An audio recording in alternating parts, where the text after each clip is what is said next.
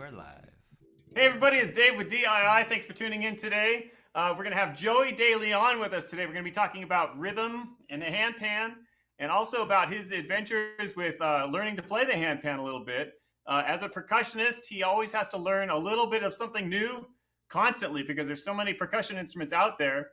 I thought this would be a really great opportunity for the viewers to actually see how a professional percussionist would approach learning something new. So this is going to be a really great show. I can't wait. Joey's has a great personality. You're going to love him. If you have any questions, feel free to put them into the comments section. We'll do our best to answer questions and comments throughout the show. It actually makes it really fun. So even if you have a simple question or something like that, throw it in the comments section. We'd love to hear from you. All right, I'm Dave with Dii, Dave's Island Instruments. We make the handpans here, and we have all sorts of fun with handpans. We traditionally have like a free handpan class similar to this, at least once or twice a month. And so here, like again, we're here with Joey De Leon. Let's bring him on right now. Joey, where are you? Hey! Oh, there he is. Good afternoon. Yeah, right on. Thanks so much for being with us today. My pleasure. Thank you for having me, David. Why you? Yeah. And by the way, everybody, Daniel's in the background doing all the machinery with keeping the images on screen and all that sort of thing. So thank you, Daniel. Yes, sir. All right. Joey, let's learn a little bit about you right up from the beginning. People need to get to know you. So what is like a little brief bio that you can give of yourself? Yeah, I was, well, today's my birthday, May 28th. I'm going to be totally transparent with you guys because that's my MO. So I'm 54 years young today. I feel better than ever. I grew up, I was born in the Hell's Kitchen section of New York City, hospital called Polyclinic Hospital, no longer there. I was born to parents of first generation Puerto Rican Americans. I guess you never say that often, but yeah, they were born in New York City. I was very, from the age of 3, I was very caught on by what my father was doing. And my father was a conga drummer. I constantly noticed one thing as I was, I guess I was about 3 years old, and I things start to kind of evolve mentally, and I start seeing and I start hearing rhythms. Not only that, but where I live too. I grew up in the South Bronx. There was such a craze with salsa music in the 1970s that whether I was playing it at home or hearing it at home, somebody was playing it outside and playing it loud. There's no Right. like soft, comfortable, volume. It was very very, always, the energy always there. And I guess that's very emblematic of like the culture a little bit to some extent. Just very passionate about the music. We're not the only ones. I'm not saying like we are the most passionate, but certainly when you grow up and you have very little things as far as materials and stuff, we didn't need that much. We needed good food, good family, great family structure, and the music and the arts. Whether it's not just only music, but also, art, drawing, painting, whatever, acting, whatever in it. I had a younger sister who was very influential, man. I have to say one thing about my sister Jessica, and this is important, um, because when we were teenagers, um, we lived. It was just me, her, and my mom. But my sister never complained about me practicing.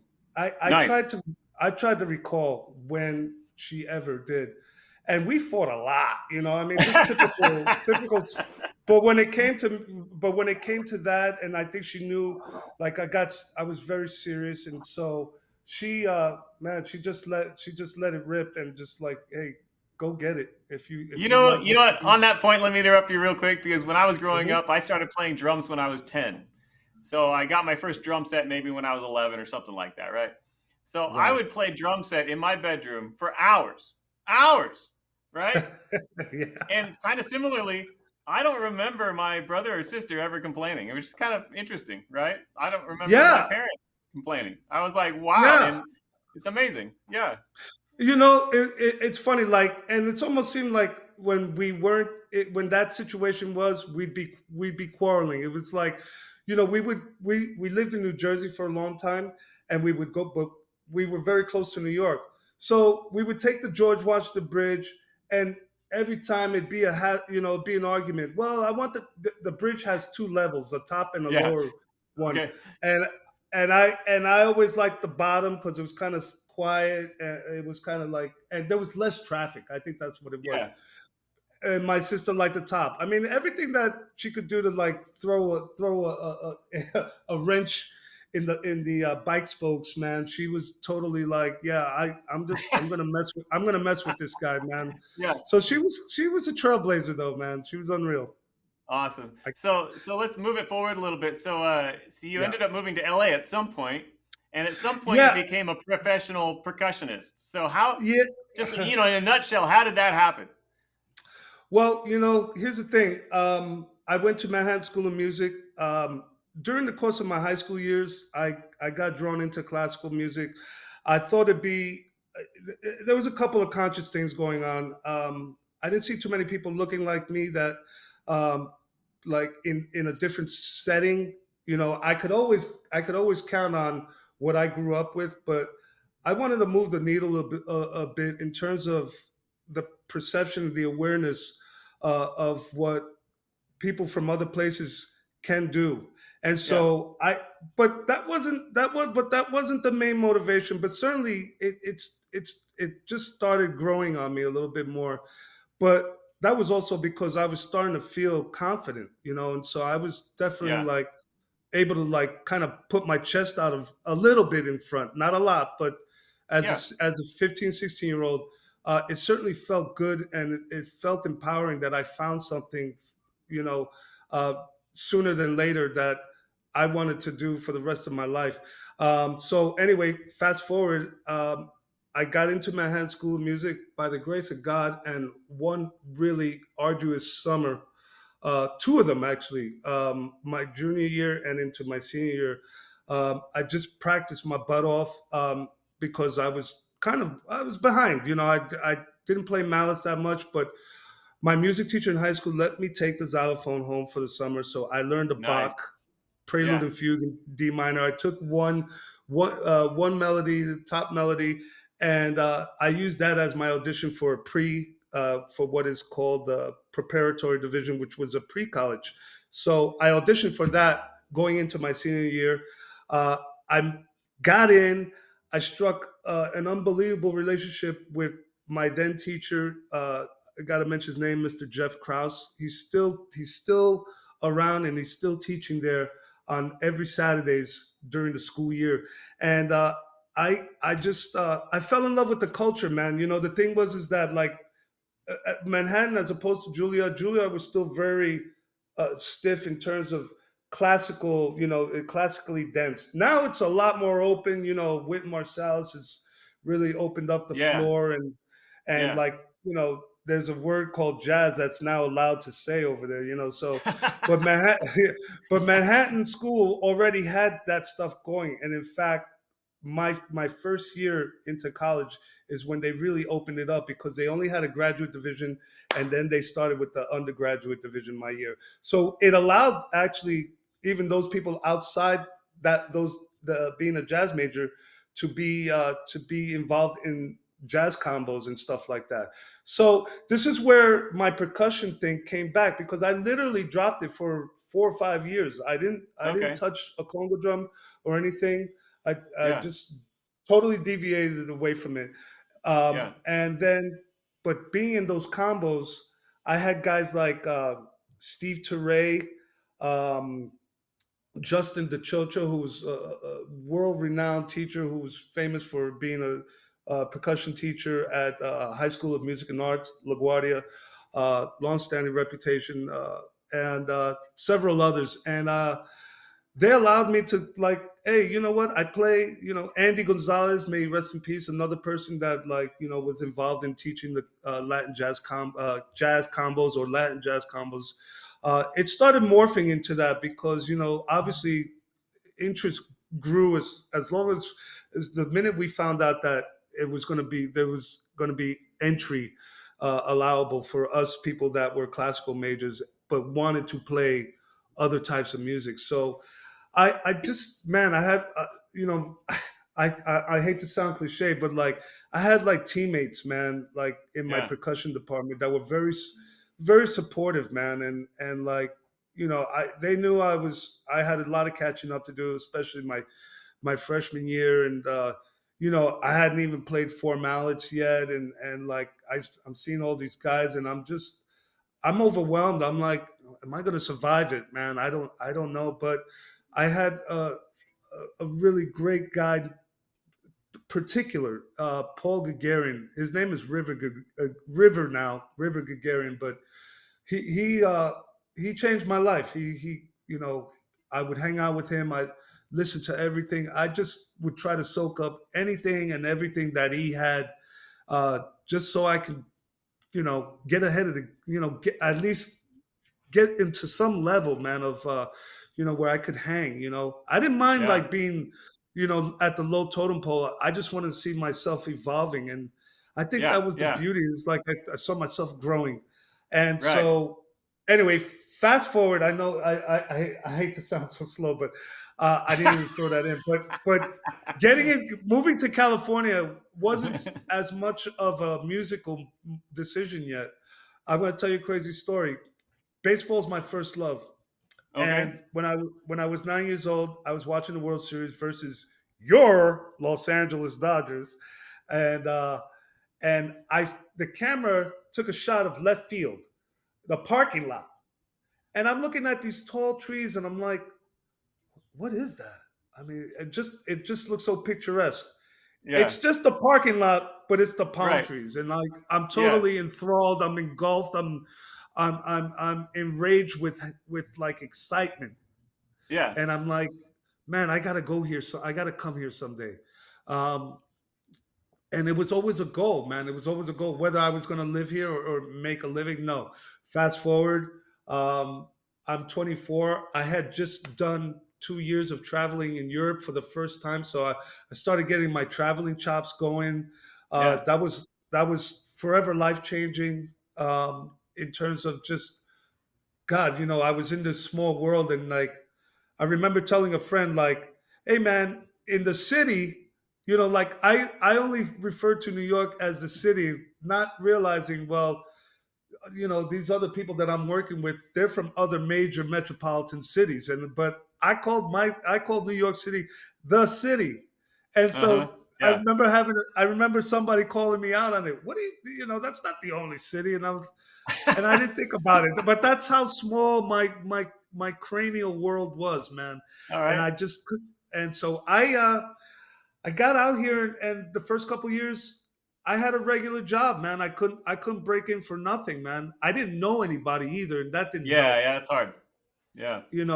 I mean, if you've gone through that, man, it sucks. And it's like, Yeah. but I knew that. And I just said, you know what?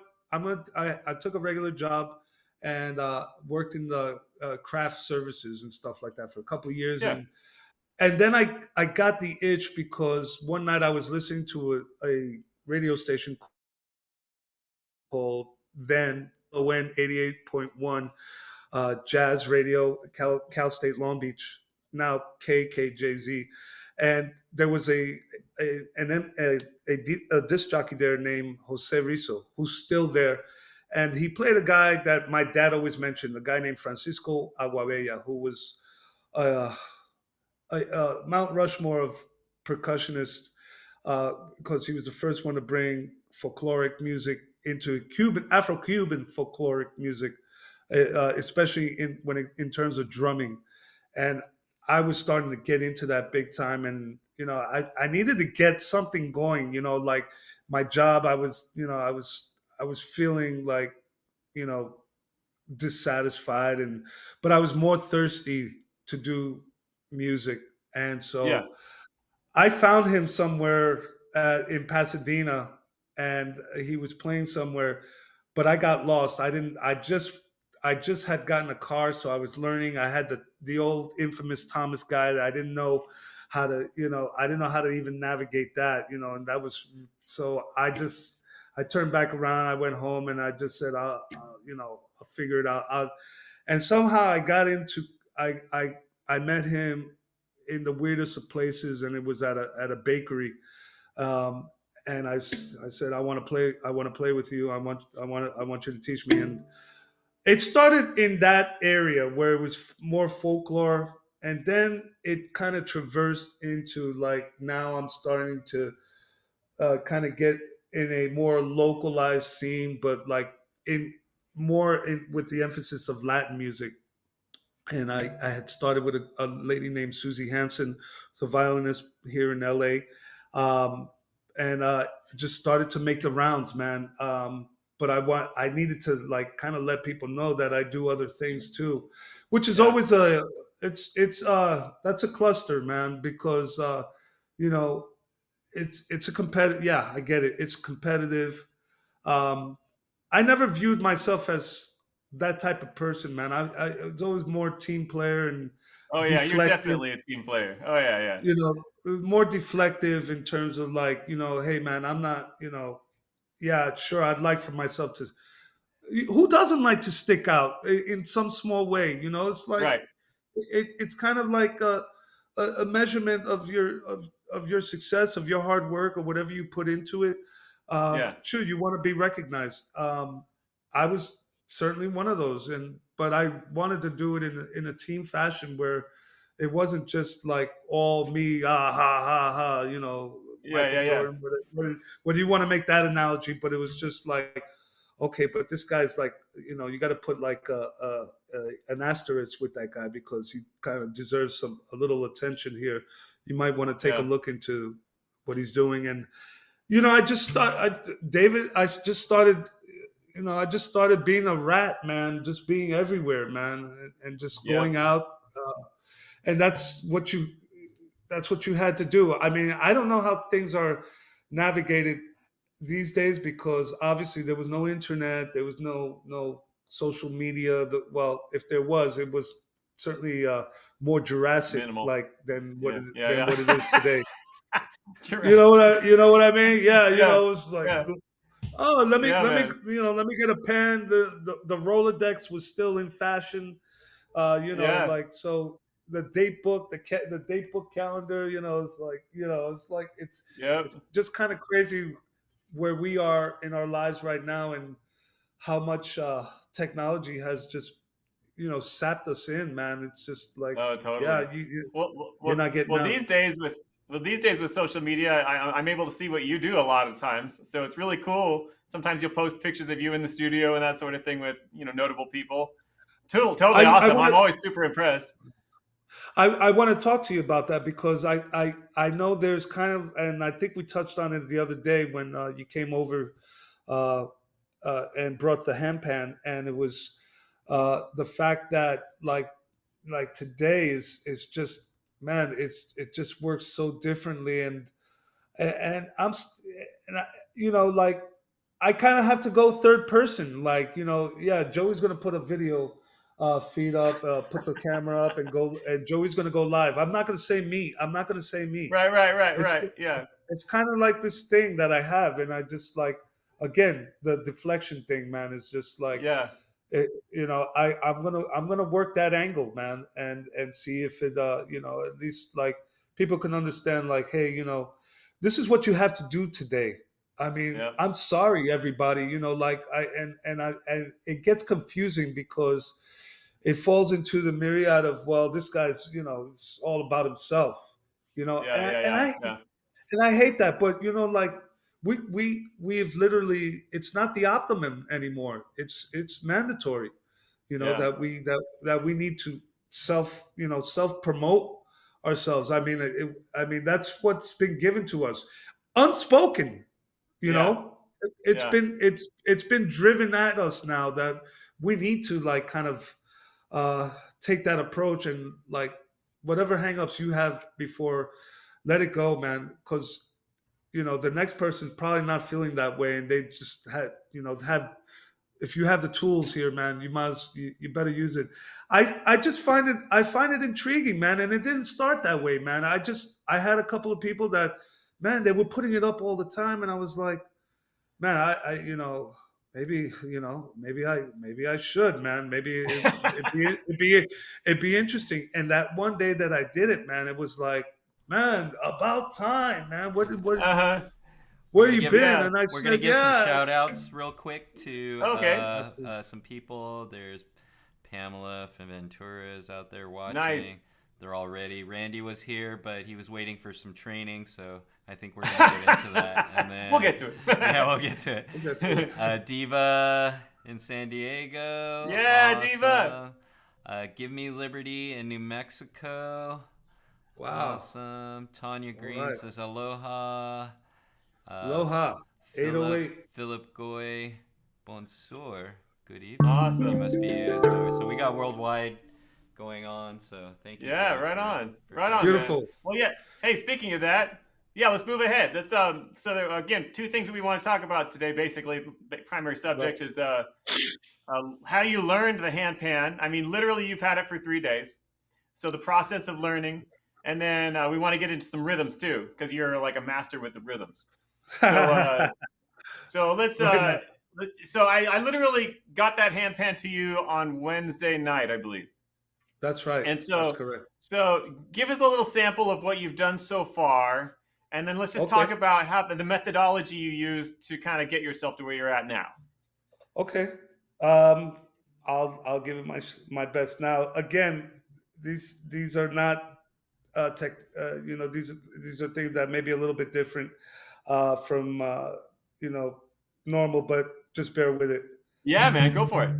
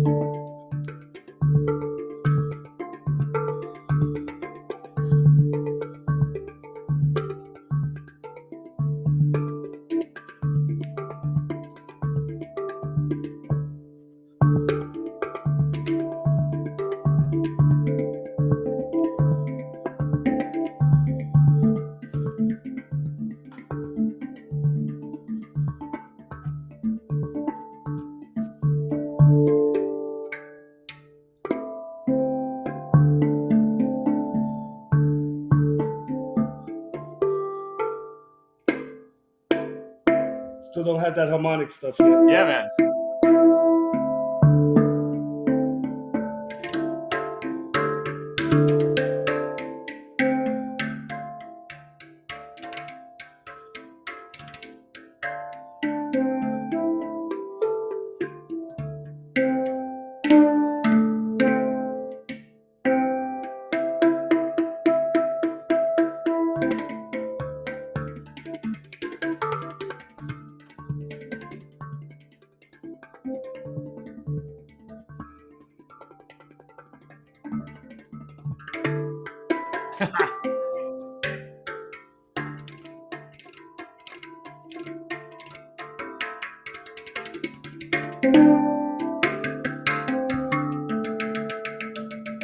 Yeah.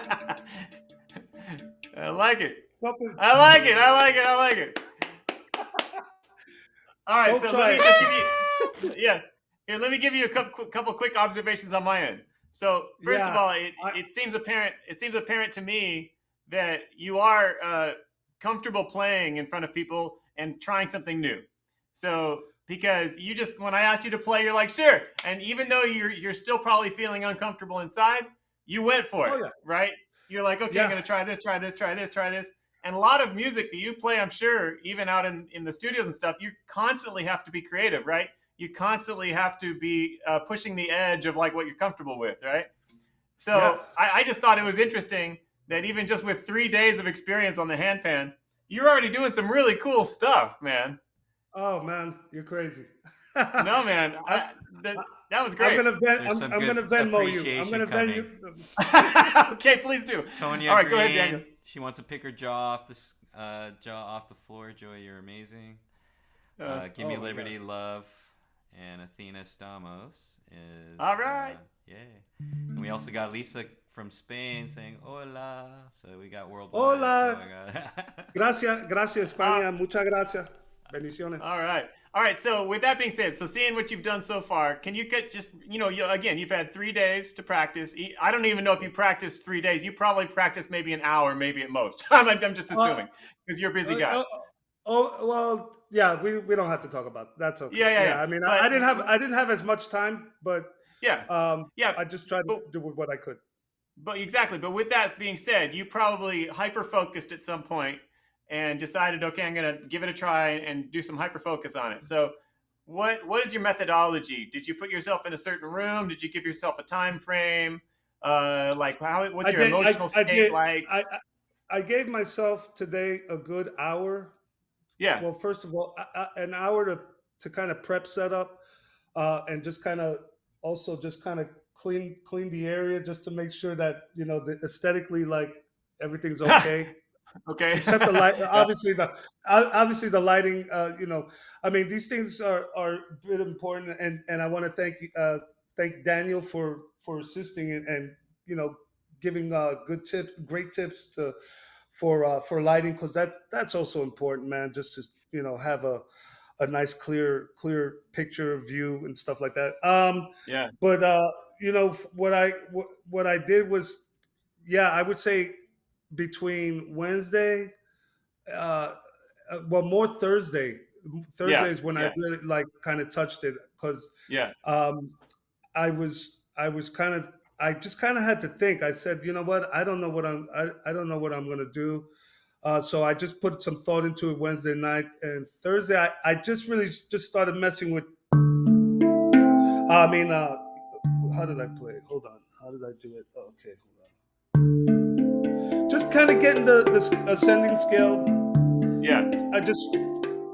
I remember asking you, like, because the first thing I started doing was using my thumbs, and then I was like, well, yeah, now I see why, like, you need to kind of expand your broaden your horizon here, and apply more of the fingers and stuff like that. Now, like the slap thing and all that, and I haven't even what you showed me. Thank you, David. Was that this bass chamber underneath? I haven't even messed around with that, to be honest, and that's something that I'll have to consult with you and that's super fun. And just, but what you showed me was, that was just like lightning in a bottle, and I was like, man, I'm not gonna mess with that, because I tried to, and I just said, you know what, I need another refresher course with and we'll do that for sure. But it was just more. It was really, you did this thing with the like the wine glass where you sustained the note. Yeah. And David, you see, I have no hair, right? Well, that's the result this morning of just trying to get that thing going. And I took your advice, and I a little promotions. Thank you, Johnson and Johnson. And so I just said, I'm messing around with that, and I'm trying to get the thing, but it's not going well right now currently, and so I still have to practice. It's like, and I go, but I respect that, because here's where I go to my my youngest training, and that's learning how to get the slap, just like that. Different sounds, totally, but like the same like fervor, but also with the same determination. I gotta get this, but I'm not getting this. Yeah, let me interrupt you real quick, because a lot of people might not understand what you mean by getting the slap, because they don't even know maybe what a conga is. So so tell us about the drum next to you, the purple drum. It's called a conga, right? And, yes, sir. And when you play it, there's different techniques of getting different sounds out of it. So just briefly, kind of maybe describe how you do it on the conga, and maybe how you might have thought about the handpan might have some kind of similar technique kind of issue or something. Yeah, well, I mean, like, okay, so quickly, uh, there's a open tone. This is a quinto drum. It's the smallest of the three general standard size congas. There's Yeah, quinto, there's conga, and there's tumbadora, yeah, or for short tumba. And so there's obviously the open tone, which is not to be underestimated, because a lot of people that when they do open tone, a lot of times they'll do this right. and they'll choke the drum, but that's actually also a sound as well. We call Yeah, it either a muffle or a choke sound. yeah. There's the bass sound. There's Uh-huh. a bass sound. There's also much like this instrument, the handpan. There's harmonics too.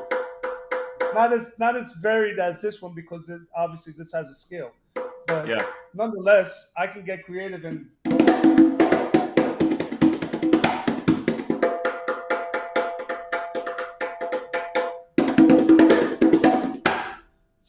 this one, now getting to the critical one, is the slap, and the slap is this tone. Let me just hold on quickly. Is basically, it's really applying the fingers, thinking the fingers as the main components for executing that sound. Now, it's not as easy as how I'm doing it, but I've been working Yeah. at it for a minute. Yep. Get off. That's right. Yeah. And here's the other thing, David, is that when I was setting up this morning, I wanted to ask you in terms of like using a stand. So what I was doing this morning was that I put a towel underneath, which I don't recommend, because then I realized, well, then I'm losing all the bass. But I Oh, didn't okay. put it Yeah, on. yeah, I didn't. So I just canceled that idea, and I went back to it. I was just curious about the stand issue, and why yeah. We've got stands here. I don't have one in front of me. Yeah. Oh, But a okay. lot of So people do. okay. A lot of people do use snare drum stands, though. So people use snare drum stands, but we have like a little tripod stand that we sell here for the handpans. Yeah. I mean, is that a faux pas? Is that something that, how do you see that? I mean, I'm looking at this instrument and I have it on my lap, and if you're approaching it with that same idea and and, Yeah. All and right. concept. So here's my quick answer. So I like tripods for maybe teaching, or if I have to Yeah. get up and down constantly, I like a tripod because I can just walk away from the drum and I don't have to worry about putting it down or anything like that.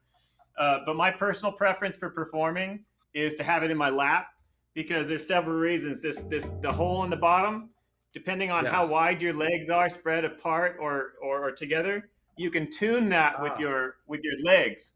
So God. you probably can't hear it on the microphone right now, but like I can get a bass tone out of it if I put my legs open a little bit more. The bass tone goes higher in pitch. Another reason is like on this one I've got notes on the bottom, so when I have bottom notes, I can kind of scooch around if it's on my lap, right? So if I need to hit over there, I can kind of do like that. If I need to hit over here, I can kind of do like that. So I really like holding it in my lap. I'm lucky because I've got longer legs and all that sort of thing, so it works out great for me. But in general, I feel more. But in general, I feel more in contact with the instrument, right? So it's rather than kind of being distant, I like to have it close to me and I can feel it. It's right up on me. I can manipulate it however I want. Because it really, like, look, I'm not using my hands, but I can move the instrument with my legs. So Right. that's my I think I have shorter legs. Yeah, I think I do, because I see. I have short I mean, legs too. yeah. So, but not an excuse. We figured, we try to tailor it to our specifications, our personal, what we are, and yeah, I get it, man. So when you were talking about the conga getting the slap, you said that sometimes that takes a long time for people to learn, right? Yeah, because It's a well. How about lot. with the handpan? It probably is something similar, right? Like you feel like you're getting some sounds, but maybe you're not feeling quite super confident with it, right? I'm not getting like if I'm going like this, like like Yeah, I'm not getting the center. I'm trying to get really the center of of these notes, yeah. where where the indentations are. I'm really trying to get that as consistently like accurate as possible. That's probably Here, the one thing, but I'm let me give you a learning. quick suggestion on the highest note. So here's the highest note right here. You hear that? Yeah. So my finger is. Well, let me see if you can see it here better. My finger is Yeah. kind of flat, so I'm not using a curved. Don't try not to use a curved finger. If you use Are you a curved using? finger, it kind of mutes it a little bit. So I kind of Are use you? like a flat hit with my whole finger. It kind of slaps it like a fishtail would. There it Is is. that Yeah. kind of like it? Yeah, and then That's what I. check out my wrist. Watch what happens with my wrist. Oh wow. Oh So wow. see, I'm just kind of loosely using my wrist to get the velocity, right? And then when the finger hits it, all my finger does is it strikes it and then immediately comes off. I see. Are you using your Flat. middle finger or I'm your using my index index finger? right now. I'm using my index. I see. Everybody could try this at home Are if you, you have your handpan. Yeah. Actually, are you? I think So yeah, one thing you want to get away from is that curved finger kind of thing. Well, Yeah. it depends on what kind of sound. If you That's want to have a curved finger sound, then use the curved finger sound. But if you want to get a different, like a little bit lower tone, yeah, I think so Dave. yeah. Some of my So students have they think they have to hit in the center, but if you look, Joey, if you look at the note itself, yeah. the middle is the tension. It's like the rim of your drum. So you're actually hitting Gotcha. inside. That's the skin is all that around that circle. So you're not. So I'm actually hitting the outside, not the middle. you're not hitting the button. No. Well, Well, I kind of am, but I it's do. mostly. Well, yeah. I mean, a touch of it. Yeah, and I mean that Yeah, varies, of course, player to player, and But I get what you're saying because Yeah, I there you go. figured like Yeah, you got it. if you're playing something a little bit quicker, like, and also the sound is fuller, just slightly outside that area. At least it yeah. feels to me. And you're gonna find some deviations. Yeah, every handpan responds a little bit differently. Just like if you have a conga made by LP versus a conga made by somebody else, they all sound just a little different, right? They're all made slightly differently. So yeah, you're gonna get some Absolutely. deviations. So Yeah, real quick on this subject, on the subject of learning. So as you're learning, like right now, are you beating yourself up right now trying to figure out how to play that note, or are you giving yourself some forgiveness? Uh, well, let's put it this way.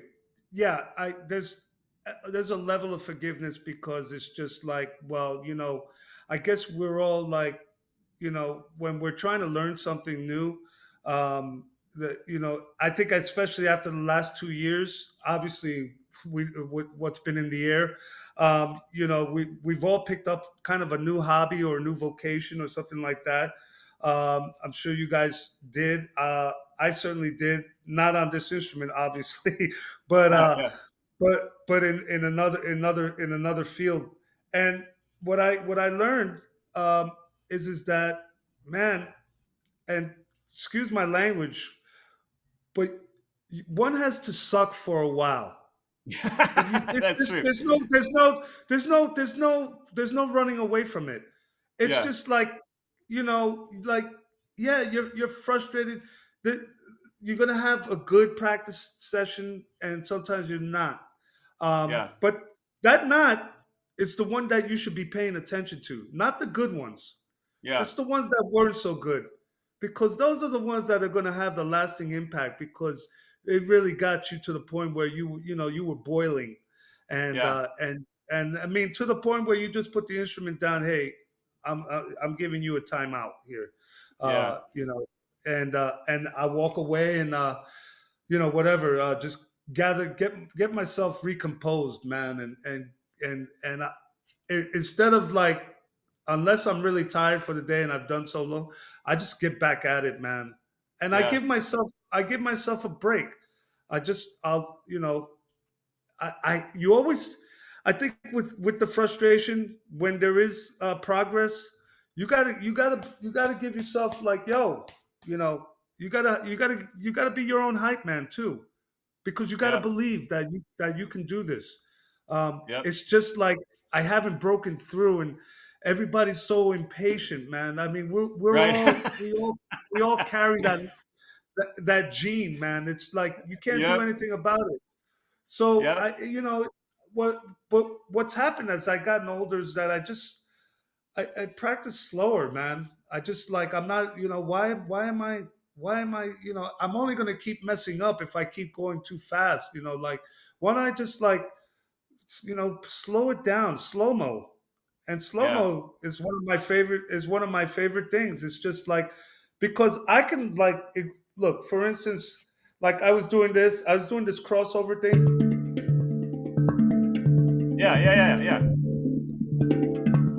So it's something that I practice on the congas. So I thought about Yeah. that and I was like, oh, that'd be interesting. But I don't know if, again, I'm dealing with like being authentic and being respectful to the instrument because like that's the that's the thing with the congas and the Latin percussion. Like people measure you on like a certain acumen, like a certain criteria, like does he play clean? Does he, how what's his stamina like? All these other things. This is a completely different instrument, and Yep. one that, although predicated more on the soothing, more Yeah. spa like, you know, uh, spiritual coming together, yoga ish.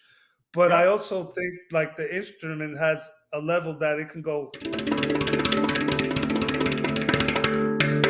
just out of nowhere, just to do something outside, Yes. That's right. and just and like incorporate again outside influences, whether it's marching, drumming, um, you know.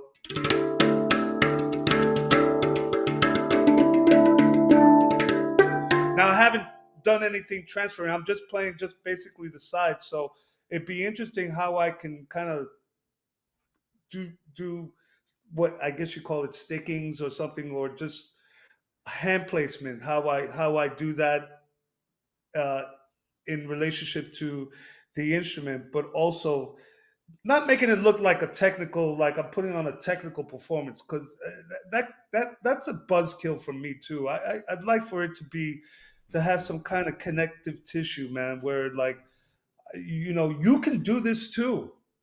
I think some of the things that happens, like it's like it's wanting to wow people, like, oh man, but I actually want people to be able to.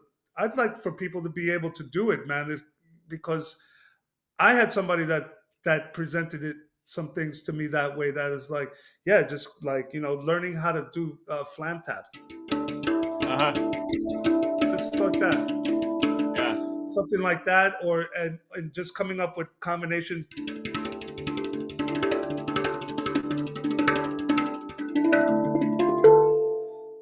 I obviously I don't have it together there, but I'm at least I'm giving potential a closer Yeah. look. No. Absolutely no, and it just again watching you play because you've got so much history with playing already and so much facility with your hands that you can do these things that a lot of other people are like looking at you going, oh my god, how did he just do that with his hands? And you're thinking to yourself, oh, this is just like every other day. I just do this. It's just normal. But what's Yeah, what's and neat about what I'm seeing with you is I really haven't seen many people play. Oh, did we go there? I think we're no, live. we're Okay. back. We're back. Are we We're live? back. Okay. We're back. Okay. My screen Sunspots. froze for a second there. Sunspots. But doing a lot of that hand technique that you just were playing around with, that was very unique. And actually, I was thinking to myself, oh, I like that. I want to check more of that out. Because everybody has their own style. Everybody has their own history. And everybody has their own goals. And so Yeah. it's really interesting seeing how you are incorporating just naturally the history that you have with the other instruments that you play, and you're just naturally letting it come out on this instrument. I just love it. It's really fascinating. Oh Yeah. man, I mean, that coming from you, man, that that means a lot. But but I want to respect the instrument just from the basic standpoint of just, man, let me let me do it this way too, because I mean that's an easy place to go for me. Yeah. Yeah. If I wanted to see, apply double strokes Yeah. into it. Uh, Really quick, you and it guys. happened. Really quick, you Yeah. guys. Can we do a little Yeah. bit of comments? There's a lot of love coming your way. Right on. Bring it on. Athena, watching Joey is very encouraging for my learning. So good job. Thank you. Give Thank me you, liberty. Athena. I can't wait to get my own handpan. Awesome. There you go. Yeah. Philippe, he's in France. He's been waiting for a handpan, but he's been waiting 9 months. So yeah, I feel your pain. We talk to a lot of people like that. Absolutely playing along. Thank you for the detailed tips from Athena. Thank you, Athena. Pamela, now her slap just got better just in this moment. So, God, I love music. You never know who you affect. This was a great, actually, I love this comment. The first time I played the handpan, I let my inner child play it. She had a blast. That was rad. That's right. Let your inner child play. That's right. That's awesome. And let's see. Here's one for Beautiful. Athena gave another shout out to you. Giving potential a closer look. Love the quote, Joey. So you're getting quoted here. First question we have is from Judd. Judd, another great handpan player. Hey, well, I love the doubles. Any tips on how to get nice and smooth doubles? Like double strokes, I think it was. Yeah. And you were doing a couple different. By the way, let me preface this real quick. I think you were doing a couple different things there. You were doing like right, left, right, left, possibly. And then you might have also at another point doing thumb, finger, thumb, finger, thumb, finger, thumb, finger, right? I think I saw you doing that. Yeah. So maybe talk about both of those. Okay, well, those are it's basically from the Conga world, we have what we call the heel toe technique, which is the heel. We look at the bottom of the palm of the hand, and we look at that as the heel, and then the tips of the fingers are the toes. So we basically transfer that, and like just the way you walk, you know how the movement of it.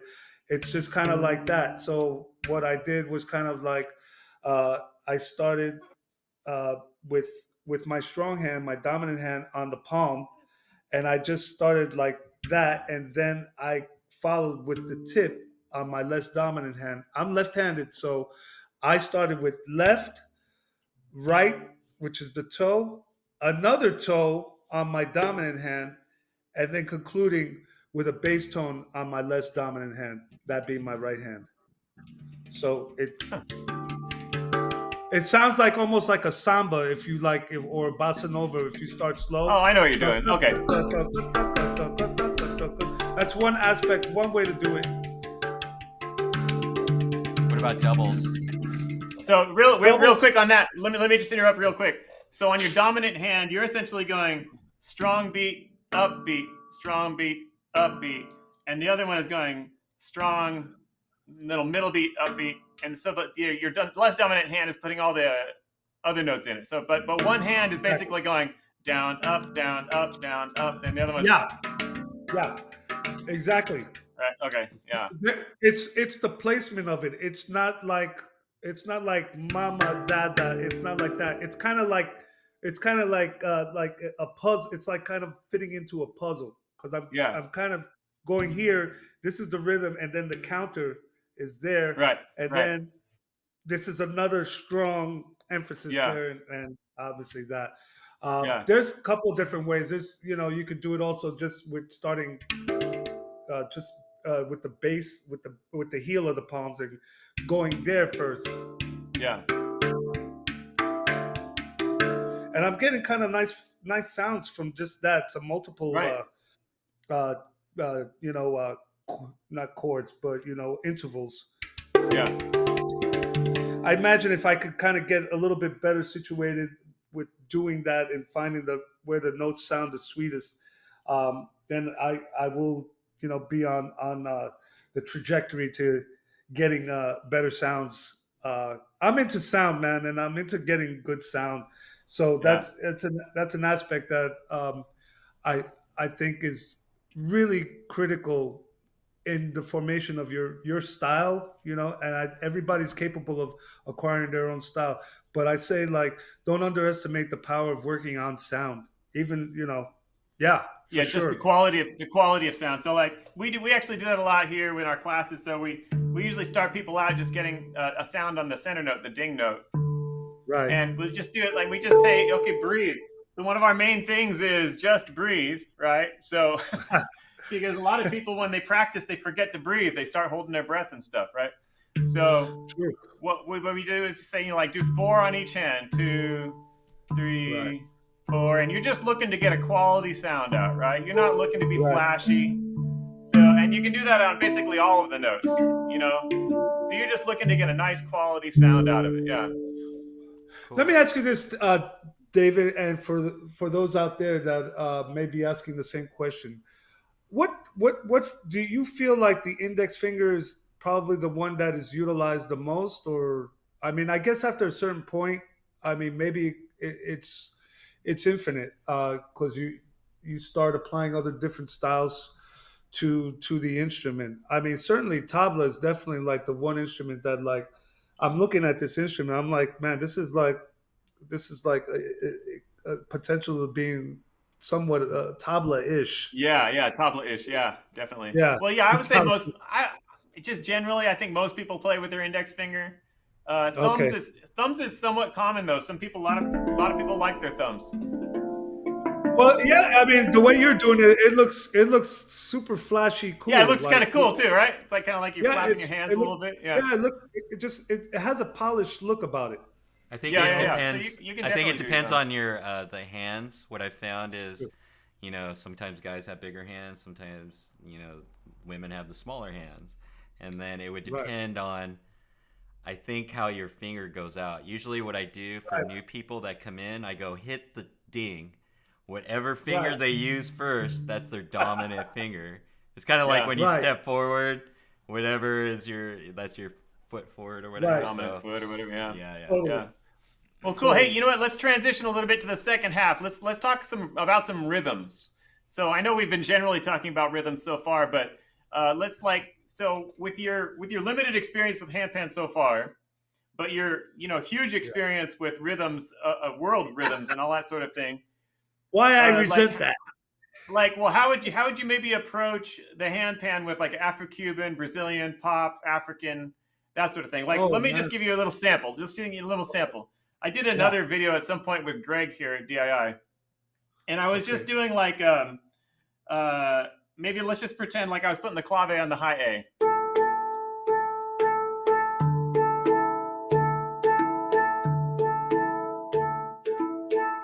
Okay. Yeah. So then you're incorporating an Afro-Cuban clave rhythm, Yeah. right? Yeah. And then I'm just kind of toying around with other stuff, right? So just again, kind of just off the top of your head, how do you think you might explore some of those things with the handpan? Okay, I will take a timbale bell pattern. Okay. A mambo pattern.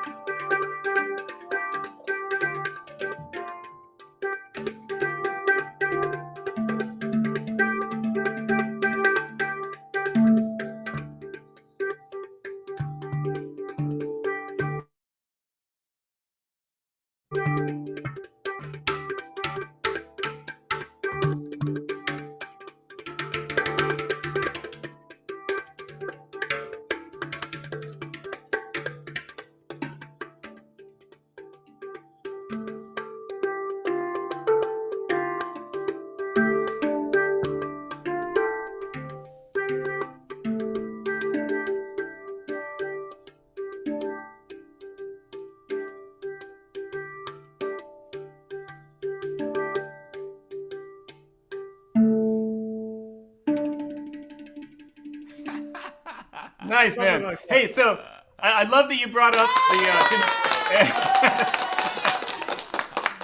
I love that you brought up the timbale. Want to know? Because the rhythm that you were playing on the single note, that's the cascara, right? Cascara, yes. Doesn't that mean shell? Doesn't that mean shell? Precisely. So, yes. So you could actually play that cascara rhythm on the bottom shell. Right. And then mess around with your left hand. Can I just hear you do that? I just want to hear what you do with that. Let me see what that sounds like. Yeah, that's a good point. Thank you for I don't know why I didn't. That's why you're here. Yeah, it's all good. No, it's interesting. Okay, so let me.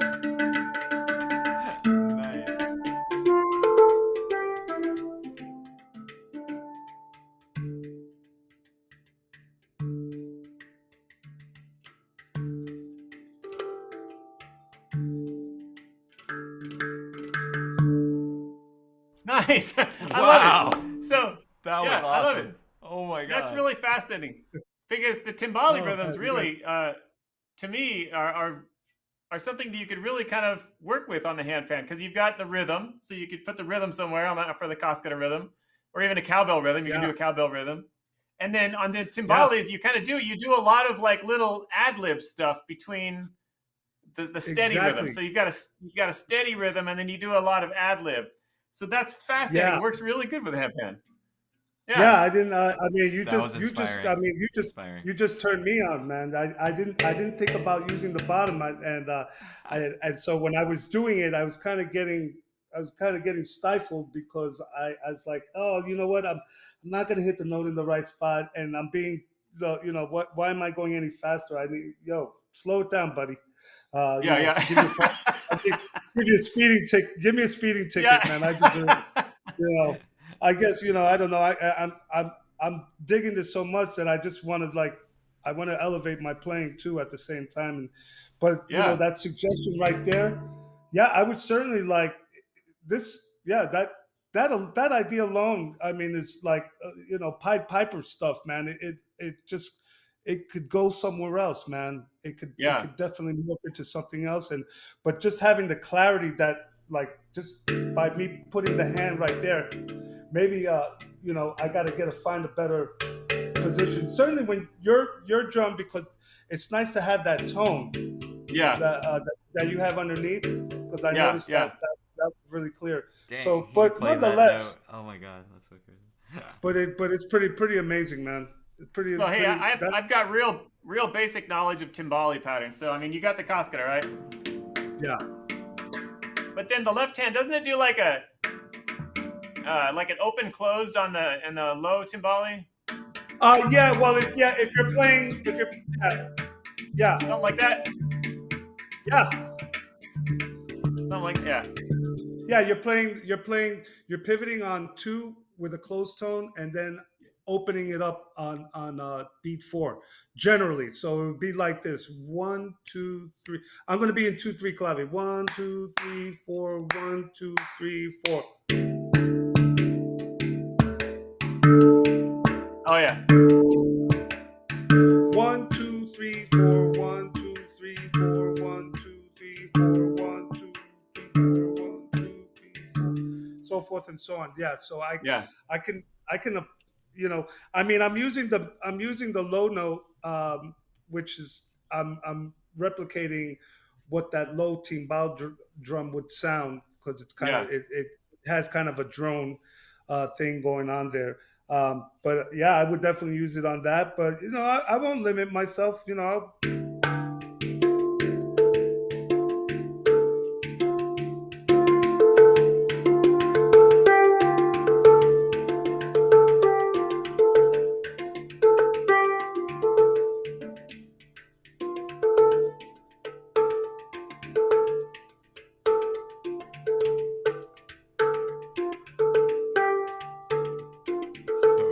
Right there, I just did a conga.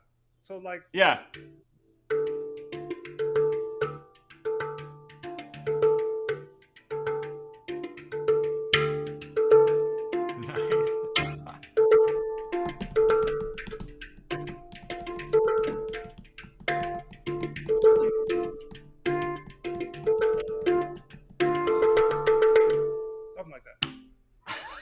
Thumbs up, man. I love it. No, that was rad. That was so good.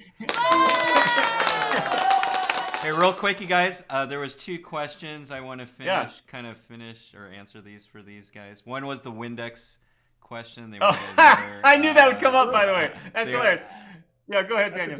And then the next one is, I'll give you both, and I'll put them on the screen. But the first one was the Windex, and the last one was from Philip Goy. 3 tips for advice for a beginner. Basically, that's what he's saying.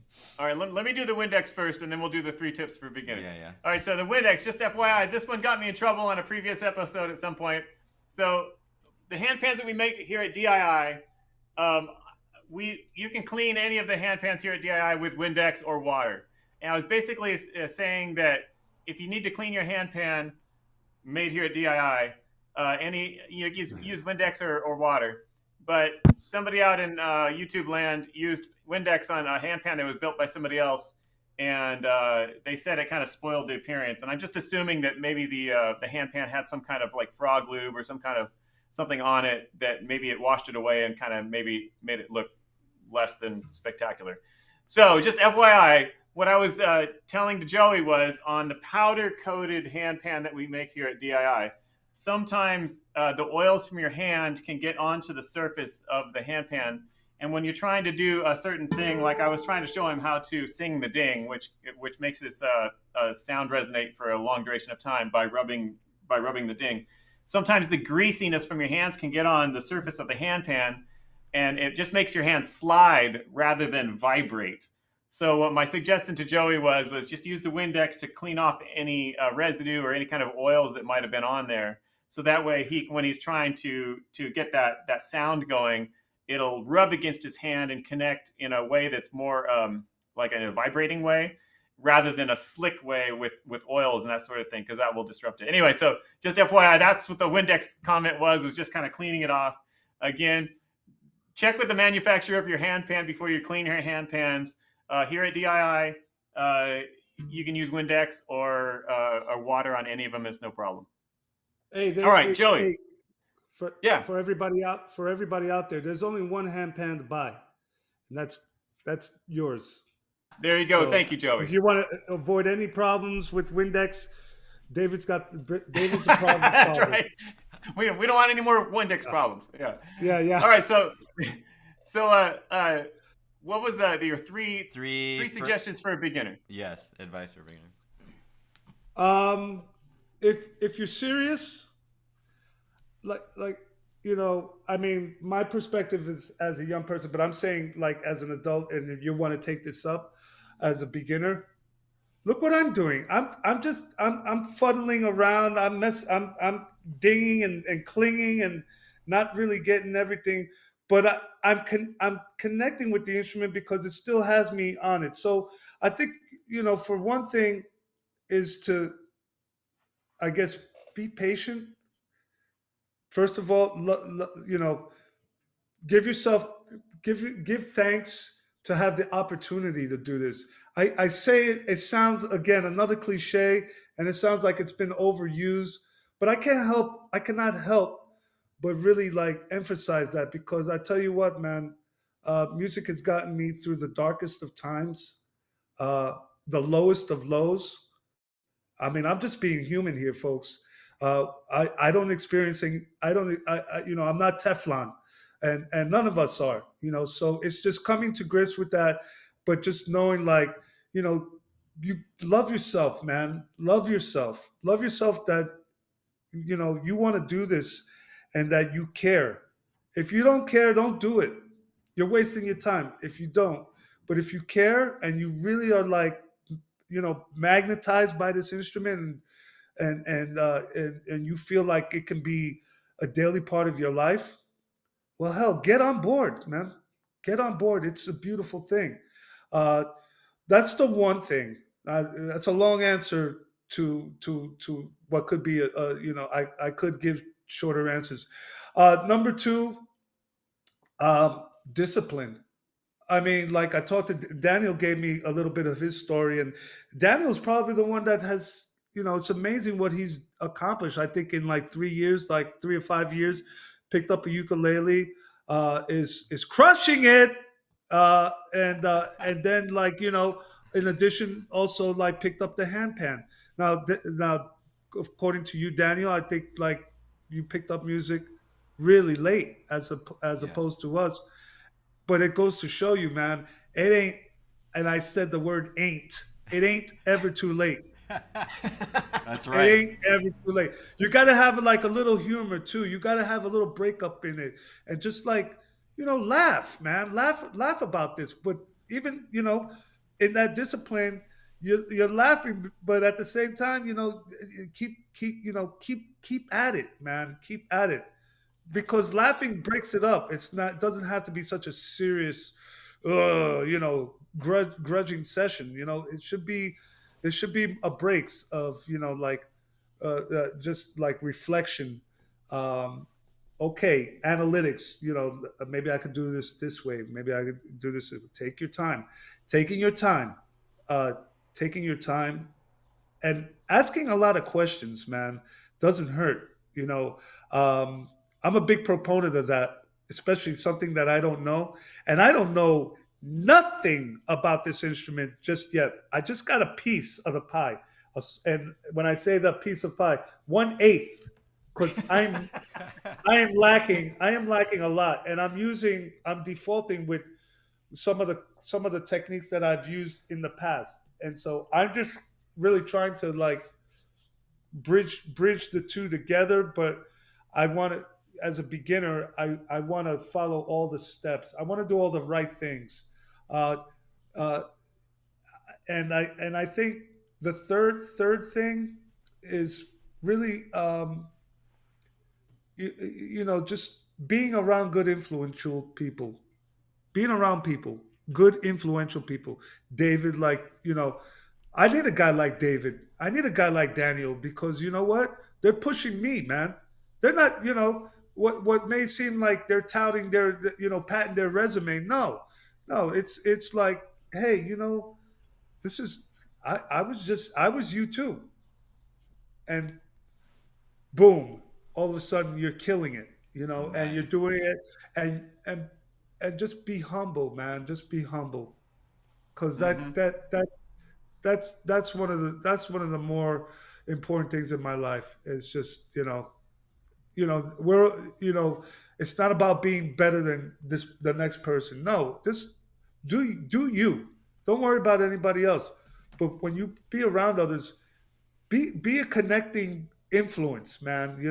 Be a person that can listen, because listening is sometimes we're all guilty of it, and we're ready to like chomp at the bit, and give our take. But learning to listen is like probably, I would say, yeah, just the ability to, even if you have to relearn these tools, because sometimes as older people like us, we have to relearn how to learn. Yeah. Sometimes that's the thing. It's like, what I did before, I haven't gone about it that way. So let me just like go back to day one, and how did I do this in the first place? I just try to remember what those feelings were like. So Yeah, That's you know what? awesome. The favorite thing, one of the favorite things you said today was when you were playing around having a good time, and then you said I got to slow myself down. I think I'm going to give myself a speeding ticket, right? yeah, But that's many beginners. Whenever people are experimenting with something, they tend to want to go fast and like get really excited.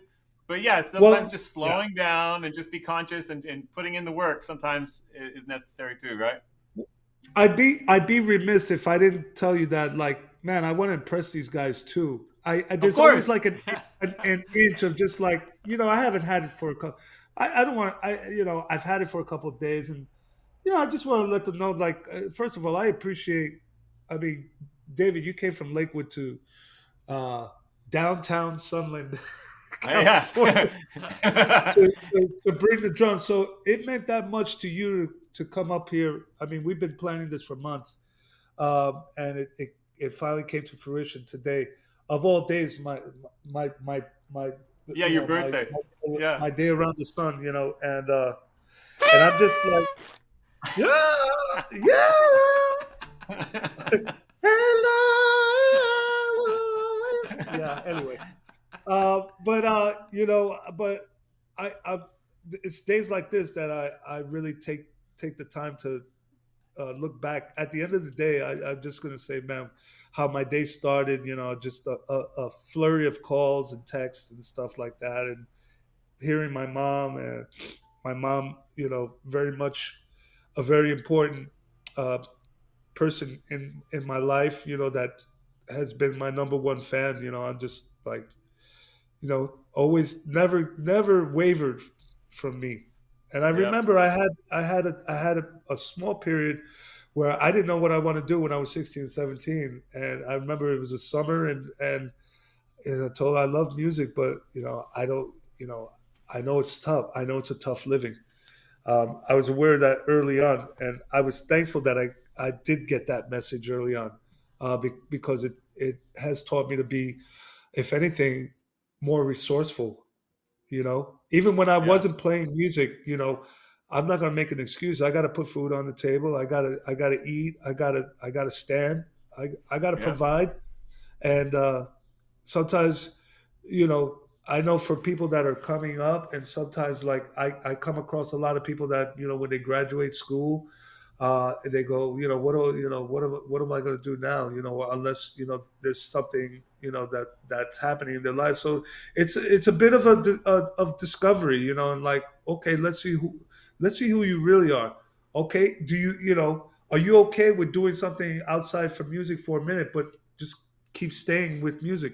Because that's what I was doing for a while. I wasn't doing music as my main modem, but like, certainly that was a goal. I was determined to wean out of that job, and to fully be doing this, where I could say like, hey, I'm making a living doing this. I can't Yeah. believe it. Yeah. Right. It's a Yeah. it's a blessing. And Absolutely. these are things that are like often like, we don't like to talk about it because it can kind of get negative, man. But Uh-huh. no, I'm just trying to keep everybody realistic. Just have some kind of realistic view of how this thing is. But more importantly, I, whether I was going to do this for a living or not, I was always going to play music the rest of my life. I love it. Yeah. Yeah. It's not going anywhere anytime soon. Same here. Yes, sir. Daniel, do we have some questions or comments? No, I'm just showing the comments. Everybody's giving love Oh, to got him. Joey, and actually, I Oh. don't know if there's any more. We're over the hour, so we can keep going if you guys like. Let's see. I would love to. I have a job commitment that I'm heading No, to it's all out there good. now. I'm trying to see if there was another question. I think Tony was asking about the rhythm over the hole in the bottom. We can go over that later, but Tanya, come back to us. I'll tell you about that. But I think Yeah, we're all man. good. Yeah, no, man. Joey, thank you so much. All praise, Joey. You guys, David and Daniel, I'll be in touch with both of you guys for guidance and advice, and hopefully a get together is looming for sure. Now that the Yeah, man. summer's All right. on us, I would love Uh, All to right, have that everybody. get together. Go out All with right, some everybody. music. Yeah, well, Yeah, let go me for it. do a couple announcements real quick. So thank you again to Joey. June 11th here at DII in person in our shop here in Lakewood. Adam Malouf is going to be giving a workshop. So if you're interested in that workshop, come on, check the website on our events page, or check out our social media, that sort of thing. There should be some links. It's $50 per person, but check it out. In-person workshop with Adam Malouf on June 11th. So we're looking forward to that. And Daniel, you had some other stuff. I have anything? No, Okay. I was gonna say leave Other with than the that, music. Joey, stay on yes. after we go we go out, we just have a little debrief, and then maybe share some music, I guess. Joey, I'm going to play a simple backbeat here, so if you want to play along, go for it, or sing, whatever you want to do. Yeah. Thank you, everybody. Enjoy your Saturday. Hopefully you got some good information today. And like always, we love you.